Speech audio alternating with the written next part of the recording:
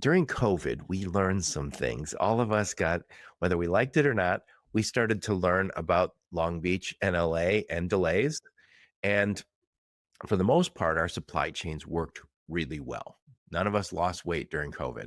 Somebody on my podcast called it COVID 19 or 20, which I think was appropriate. There was no problem getting red wine in boxes from Costco. Well, I did that plenty. Food was abundant. It's the only pandemic, not to make light of it, the only pandemic in history where people got fat. So this supply chains work, but we also found out that there was some brittleness to it. Certain things weren't available, and I think that kind of uh, raised our senses that something's wrong.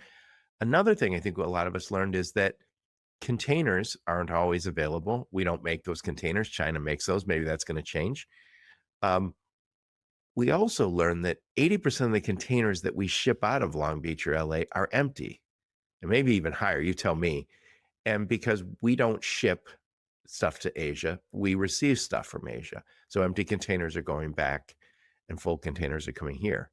So please talk about where you think that's headed. Sure. So I mean, my channel, when I started my channel, it was Ever Given. It was Ever Given in the Suez, and I was just following Ever Given. That was the whole purpose of the channel. What is Ever Given? Ever Given was the ship that got stuck in the Suez back in March of 2021. So when Ever Given got stuck in the Suez, I started my channel, and it was actually what's going on in the Suez. We were following what was happening with the Ever Given. And I was following that, and then I had a commentator in my channel, I wish I know who it was, but sat there and said, there are other ships. Maybe you should talk about them. And so I started talking about the supply chain, and LA and Long Beach was the big story. And you're exactly right. We export a lot of air out of LA and Long Beach. It's the biggest. If you talk to the port directors down there, they'll tell you that the biggest export out of LA and Long Beach is air, empty containers. And it's about 3 out of 4 containers out of LA and Long Beach are empty heading out. It's less in other ports, but LA tends to be the big one. And, one of the things that was interesting about the supply chain during COVID was this. The supply chain is geared to a certain level. It estimates exactly what level we're supposed to be at. When you deviate from that, even a few percentages, either up or down, it doesn't handle it well.